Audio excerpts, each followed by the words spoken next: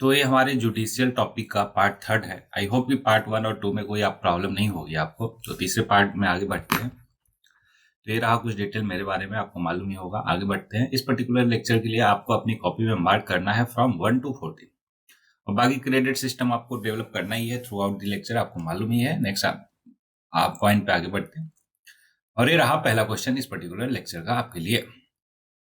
बोल रहा कि विच one of the following cases in Supreme Court of India dealt with the issue of creamy layer among the backward classes।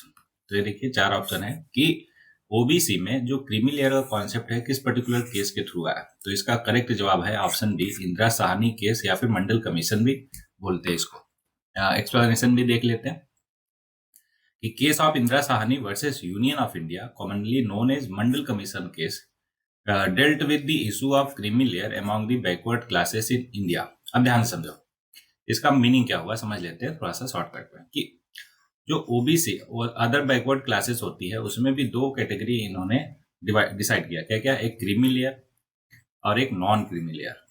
तो creamy layer का मतलब वो वाले लोग जो इकोनॉमिकली जो है वेल डू फैमिली से हैं। वहीं पे नॉन क्रीमी लेयर वो लोग जिनको एक्चुअल में रिजर्वेशन की है ना जरूरत है। दैट्स वाई उन्होंने ऐसा बाइफरकेट करके बोला कि जो क्रीमी लेयर में है उनको रिजर्वेशन का फायदा नहीं मिलेगा, एक्चुअल में जिनको नीड है नॉन क्रीमी लेयर उनको मिलेगा। तो यहाँ पे आगे देख सकते हैं बाकी एक्सप्लेनेशन कि upheld the validity of reservation for OBC but introduce the concept of creamy layer. मैंने वही सारा कुछ बताया आपको। प्रिविलेज इंडिविजुअल है ना ओबीसी के अंदर भी होते हैं जिनको हम क्रीमी लेयर के अंदर डालते हैं। अब बाकी केसेस देख लेते हैं कि KM. Nanavati versus state of Bombay was a case about the right to equality और Madhu Limaye versus Ved Murthy was a case about the right to freedom of speech और Sajjan Singh versus state of Punjab है ना फेमस केस है जो कि था राइट टू प्रॉपर्टी के बारे में। आई होप कि इस क्वेश्चन से बाकी भी नॉलेज आपको मिला होगा। नेक्स्ट क्वेश्चन पढ़ते हैं कि locus standi rule to move the court was liberalize by the case of. देखिए ये थोड़े से फैक्चुअल टाइप के क्वेश्चन है, नो प्रॉब्लम, इसको हम करते चलेंगे कि आगे ध्यान रहे ऐसे टाइप के क्वेश्चन आए तो हम कर पाए। ओके तो देखिए इसको अगर हम ऑप्शन के थ्रू एलिमिनेट करने की कोशिश करें बढ़े तो ऐसा बोमई केस है ना, सबको मालूम है कि ये तो नहीं हो सकता लोकस स्टेंडाई रूल के लिए है ना। मिनिरवा मिस भी बहुत फेमस है, ये भी नहीं हो सकता। केबीसी भी नहीं हो सकता। बच्चा कौन सा? एसपी गुप्ता। तो यही इसका करेक्ट आंसर होगा। मतलब हम बाकी ऑप्शन को हटाते हुए चलेंगे तो हम करेक्ट आंसर तक पहुंच सकते थे इस पर्टिकुलर क्वेश्चन के लिए। तो बिल्कुल सही है कि locus standi rule to move the court was replies by the case of SP Gupta versus union of India. अच्छा एसपी गुप्ता केस जो है हमने पिछले लेक्चर में भी देखा था कि कुछ जजेस के ट्रांसफर के रिलेटेड एक पर्टिकुलर केस था। तो देखते हैं आगे क्या बोलता है इसमें कि this case is also known as the judges transfer case as it dealt with the issue of transfer of judges from one high court to another by the president in consultation with the chief justice of India। अब बाकी cases भी देख लेते हैं। जैसे SR Bommai versus union of India case क्या था कि that dealt with the constitutional validity of precedent rule imposed under article 356 in various state। मतलब इस स्टेट में अगर आर्टिकल 356 लगा है मतलब प्रेसिडेंट रूल लगा है तो उसकी वैलिडिटी क्या है उसके बारे में था SR Bommai versus union of India case. अगला मिनर्वा मिल्स केस की बात करें तो was a case that dealt with the constitutional validity of a certain amendment made to article 31C and article 368 by the 42nd constitutional amendment act 1976। The court struck down these amendments as violative of the basic structure doctrine and upheld the supremacy of the judicial review। अच्छा आपको एक काम करना है, Minerva mills versus union of India case कब हुआ था इसका डेट बताना है। ठीक है डेट बताना है कि क्या किस ईयर में ये था। अगला केबीसी सबको पता है ना क्या कि इसमें बेसिक स्ट्रक्चर का कॉन्सेप्ट आया था कब? 1973 में। आई होप केस आपको क्लियर होगा। नेक्स्ट क्वेश्चन दे रहा Which of the following condition is are necessary for the issue of a writ of certiorari है ना इन इंडिया। ध्यान रहे certiorari का इशू करने के लिए दोनों में से कौन सा नेसेसरी है। पहला है कि there should be a tribunal और an officer having legal authority. बिल्कुल उसके पास लीगल अथॉरिटी होनी चाहिए डिटरमाइन करने के लिए question affecting right of subject and having a duty to act judicially. बिल्कुल सही बोल रहा तो ये तो होना ही चाहिए है ना कंडीशन। दूसरा सच ट्राइब्यूनल्स और officer has acted without jurisdiction. बिल्कुल अगर कोई भी ऑफिसर या ट्रिब्यूनल बिना अपने जुरिडिक्शन के भी एक्ट करते हैं तो वहां पे भी सर्सियोरी लगता है। अच्छा, सर्सियोरी का मतलब क्या होता है? टू बी इन्फॉर्म्ड या फिर टू बी सर्टिफाइड, है ना। तो दोनों के दोनों स्टेटमेंट ठीक हो जाएंगे, तो ऑप्शन सी जो है इसका सही आंसर होना चाहिए। देखते हैं कि पहला स्टेटमेंट सही है कि कंडीशन मेंशन इन दी, मतलब बाकी जो बताया मैंने वही सारी चीजें हैं, तो इसमें हम देख सकते हैं। अच्छा, ये इंपॉर्टेंट पॉइंट है, ध्यान में रखिए कि for the issue of a writ of certiorari in India both condition mention in option 1 and 2 are necessary. ध्यान रखिएगा आगे से। ओके, कॉन्सेप्ट ऑफ सर्सियोरी क्या है पढ़ लेते हैं। It literally mean to be certified या फिर to be inform. It is issued by a higher court to a lower court or tribunal to either transfer a case pending with the letter or the overturn the letter order in a case। ठीक है, मतलब कि lower court या tribunal में अगर कोई case चल रहा हो तो उसको ट्रांसफर करने की बात करता है या फिर उसके ऑर्डर को ओवरटर्न करने की बात करता है। कौन? Higher court. It is issued due to excess of jurisdiction, lack of jurisdiction or a legal error। As a result, unlike prohibition which is only preventive, certiorari is both preventive and curative। देखो, prohibition में क्या करते हैं? Prohibit कर देते हैं lower court को कि आप जो है इस पर्टिकुलर केस को आगे नहीं बढ़ा सकते, ठीक है, वहीं पे रोक देते हैं। लेकिन सर्सियोरी क्या है कि उसको रोकने के साथ साथ उसको हम क्यूरेटिव डिसीजन भी ले सकते हैं, मतलब उसके ऑर्डर को भी रिवर्स कर सकते हैं, चेंज कर सकते हैं, ओवरटर्न कर सकते हैं, जैसे अपन ने ऊपर देखा। अब एक चीज और देख लेते हैं कि however the supreme court ruled in 1991 that certiorari issued even against administrative authority affecting individuals right. ठीक है, इसके मतलब कि अगर कोई एडमिनिस्ट्रेटिव अथॉरिटी है तो उनके खिलाफ भी सर्सियोरी जो है का रिट्स इशू किया जा सकता है। Certiorari like prohibition is not available against legislative body और प्राइवेट इंडिविजुअल और बॉडीज। मतलब ये केवल एडमिनिस्ट्रेटिव बॉडीज के अगेंस्ट में है, ना कि लेजिस्लेटिव या फिर private individual. Next question, which among the following chief justice of India ordered the constitution of special bench called social justice bench। देखिए, ये भी बहुत फैक्चुअल क्वेश्चन है, तो इसका करेक्ट आंसर है HL दत्ता जी। 2014 में उन्होंने क्या किया कि एक कॉन्स्टिट्यूशनल बेंच बनाया जिसका नाम दिया सोशल जस्टिस बेंच, जिसमें वो सारे के सारे केसेस देखे जाएंगे जो सोशल जस्टिस पे आधारित होंगे, बेस्ड होंगे। ये देख सकते हैं कि इन दिसंबर 2014 when Justice HL Datta was the Chief Justice of India CJI, the Supreme Court has issued a notification to set up a special bench known as the Social Justice Bench। ठीक है, factual question था, बस आपको fact ध्यान में रखना है। Next question, the issue whether section 377 of the Indian penal code is violative of article इतना इतना इतना of constitution of India was decided in which one of the following cases. देखो, ये बहुत ही फेमस केस था, अगर आपको ध्यान हो तो। इसका करेक्ट जवाब है ऑप्शन डी, है ना, कि नाज foundation versus government of NCT of Delhi and other जो है रिलेटेड टू आर्टिकल 377। देख लेते हैं एक्सप्लेनेशन कि नाज फाउंडेशन वर्सेस इतना इतना इतना addresses the constitutionality of section 377 of the Indian penal code which criminalize, मतलब 377 में क्या किया था? क्रिमिनलाइज किया था सेक्स कंसेंसुअल एक्टिविटीज को। लेकिन कोर्ट के डिसीजन ने जो है इसको इम्पैक्ट किया और साथ में आर्टिकल 21, 14 और 15 को किया। ठीक है, including the right to life, equality and provision of discrimination. I hope ये क्लियर हो आपको। Next, which one of the following writs means you may have the body. अब यहां से हमारे पास जो रिट्स रिवाइज हो जाएंगे, ध्यान समझो। सुप्रीम कोर्ट की बात करें तो आर्टिकल 32 में आप जा सकते हो, सुप्रीम कोर्ट डायरेक्टली अप्रोच कर सकते हो अगर आपके फंडामेंटल राइट का हनन होता है तो। उसमें 5 रिट्स है, पांचों रिट्स में से कोई भी इशू करके, है ना, कोर्ट जो है आपके फंडामेंटल राइट को बचा सकती है। वहीं पे अगर हम बात करें हाई कोर्ट की, तो हाई कोर्ट में है 226, सुप्रीम कोर्ट में 32। अब पांचों का मतलब समझते हैं। पहले तो क्वेश्चन जो बोल रहा है वो कर लेते हैं कि you may have the body, है ना। You may have the body का मतलब होता है हैबियस कॉर्पस, इसका लिटरल मीनिंग होता है you may have the body. तो पहले वाले का आंसर तो पहला हो जाएगा, तो इस क्वेश्चन का आंसर ऑप्शन ए हो जाएगा। और बाकी भी देख लेते हैं। मंडमस, वी कमांड यू, है ना, कि हम तुम्हें कमांड करते हैं अपनी ड्यूटी को ढंग से परफॉर्म करने के लिए, तो वी कमांड। अगला है सर्सियोरी, अभी ऊपर देखा to be certified, to be inform या फिर टू बी सर्टिफाइड। तीसरा quo warranto, what is your authority. हम पूछेंगे इसमें किसी से कि आप किस अथॉरिटी से पर्टिकुलर काम कर रहे हो, राइट। तो ये चारों का मीनिंग हो गया। एक और बचा, उसको हम एक्सप्लेनेशन में देख लेते हैं। चलो देखते हैं एक्सप्लेनेशन में कि इसका मतलब क्या होगा। आई होप ये चारों आपको क्लियर हो गए होंगे। हेबियस कॉर्पस हो गया, मंडमस हो गया, है ना, प्रोविजन, सेर्सियोरी, क्वो वारंटो। सेर्सियोरी हो गया, प्रोविजन। हाँ, पांचवा जो बचा था हमारा वो है प्रोविजन। प्रोविजन का मतलब प्रोहिबिट करना, रोक लगाना, कि हायर कोर्ट लोअर कोर्ट को बोलती है कि जो केस चला रहे हो तुम रोक दो यहाँ पे, लोअर कोर्ट या ट्रिब्यूनल को, है ना, फ्रॉम एक्सीडिंग देयर जुरिडिक्शन और acting contrary to the law. I hope ये सारे पांचों के पांचों रीड्स आपको बहुत अच्छे से क्लियर हो गए होंगे और याद भी हो गए होंगे। चलिए next question. Article 231 of the constitution of India grants power to establish a common high court for 2 और more states to.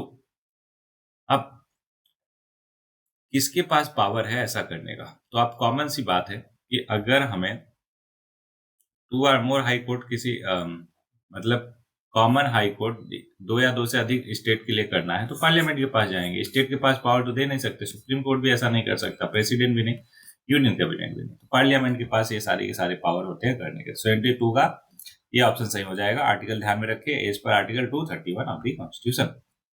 Next question है रहा, which is the ground on which the Supreme Court can refuse relief under Article 32। कि 32 में वो मना करते supreme court कि नहीं जाओ हम नहीं करते।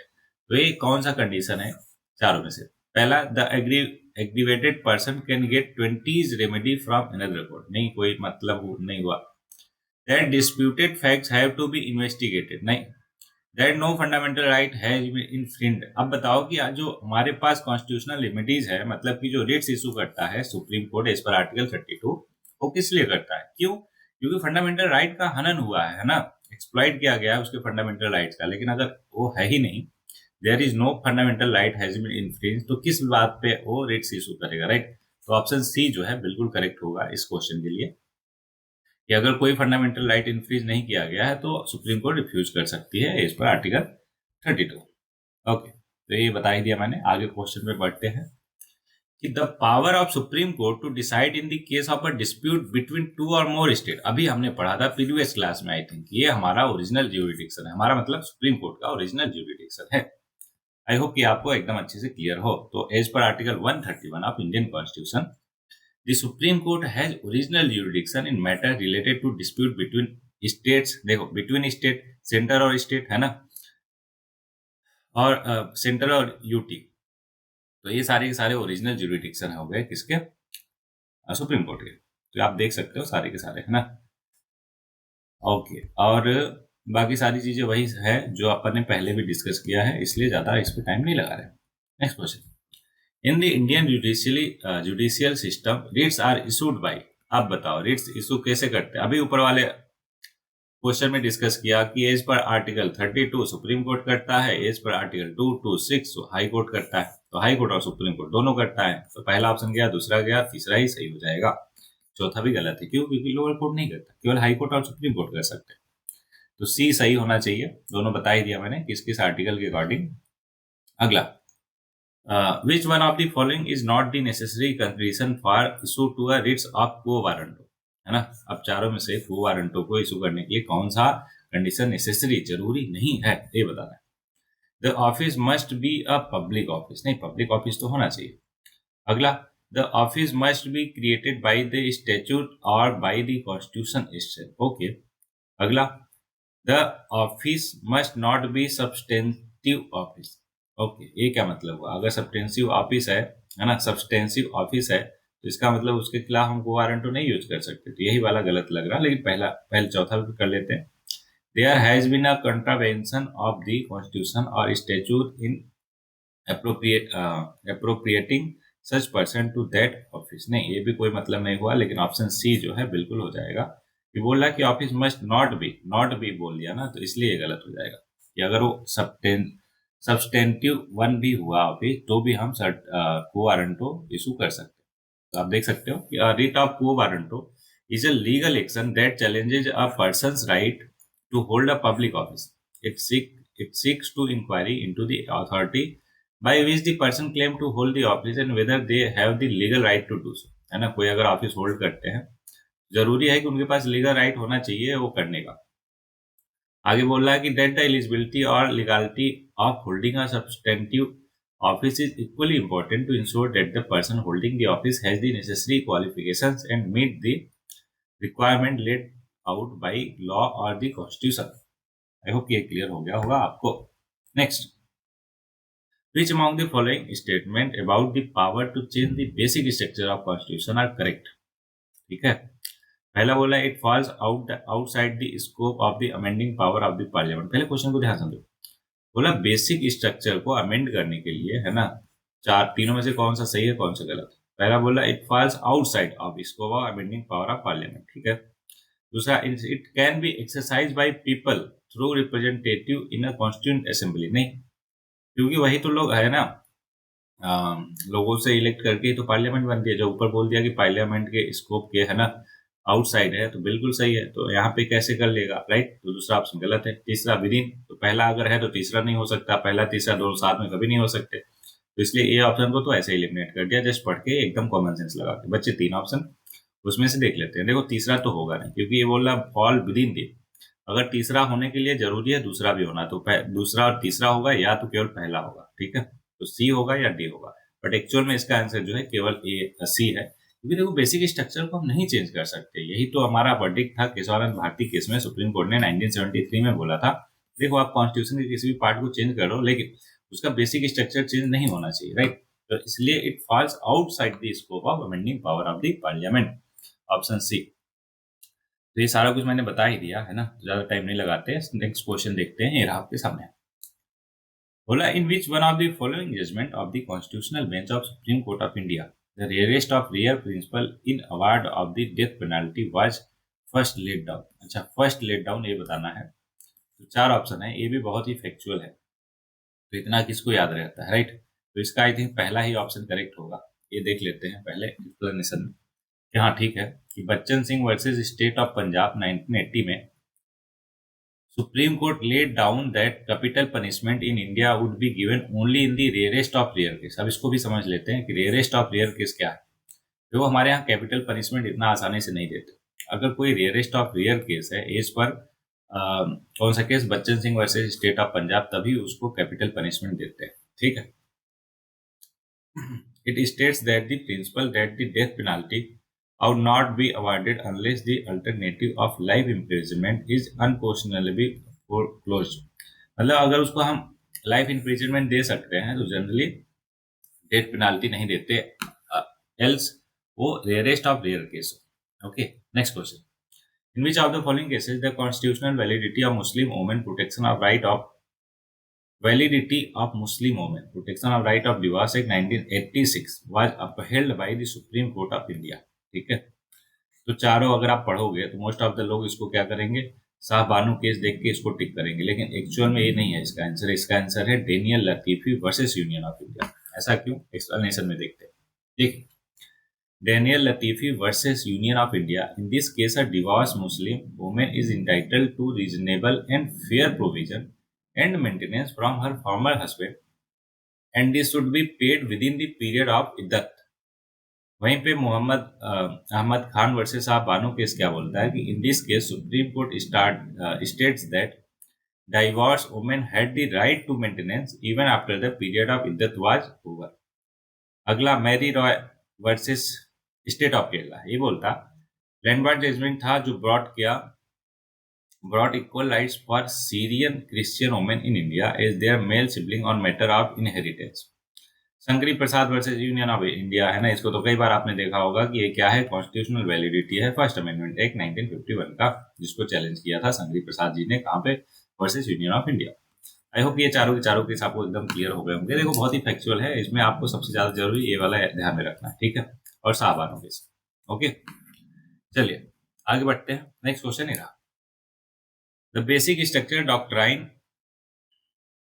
with regard to the constitution of India relates to, चार ऑप्शन है ना, चारों में से कौन सा, चार स्टेटमेंट, मतलब the power of judicial review बिल्कुल बेसिक स्ट्रक्चर का पार्ट है। Judgement in Kesavananda Bharati case बिल्कुल है।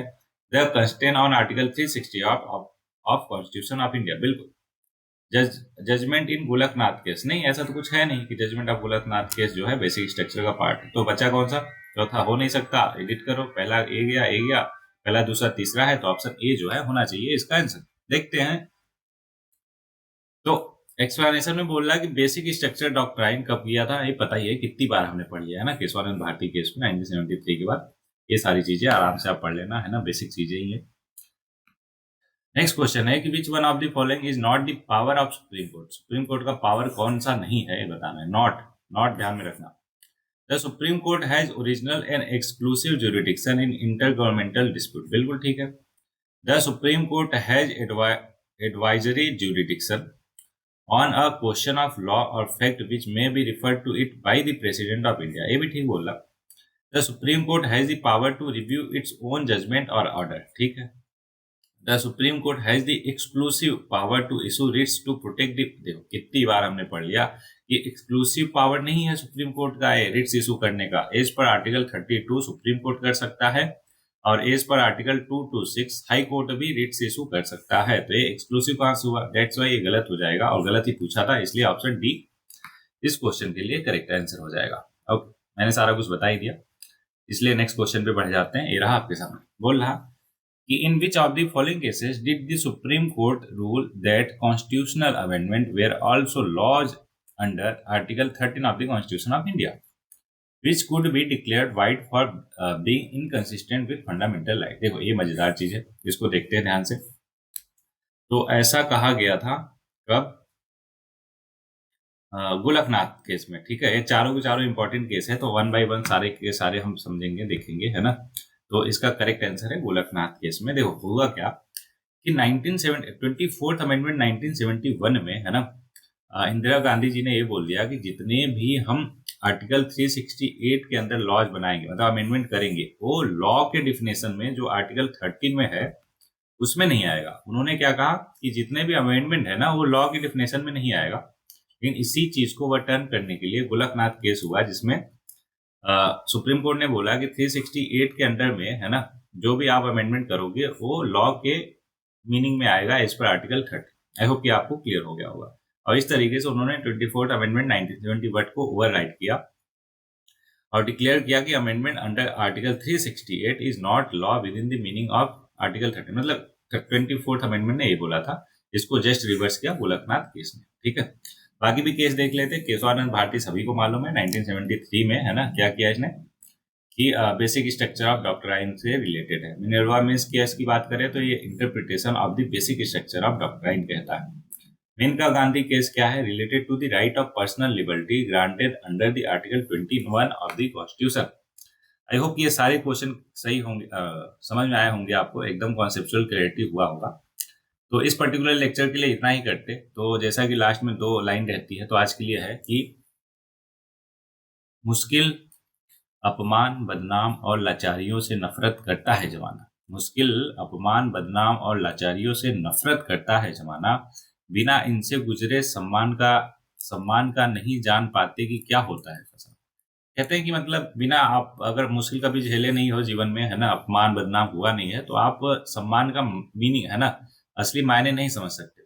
इसलिए अगर सम्मान का फसाना समझना है आपको, तो ये सारे के सारे, है ना, मुश्किल, अपमान, बदनाम और लाचारियों से आपको भागना नहीं है ना, उनसे सीखना है कि एक्चुअल मीनिंग क्या है। आई होप कि ये अच्छा लगा हो आपको और उसके साथ साथ पूरे लेक्चर में हर एक क्वेश्चन क्लियर हुआ हो। कहीं पे डाउट है तो आप कमेंट बॉक्स में पूछ सकते हैं। तो इस पर्टिकुलर लेक्चर के लिए इतना ही, मिलते हैं नेक्स्ट लेक्चर में और उसमें नया टॉपिक स्टार्ट करेंगे। चलो, टिल देन एंजॉय।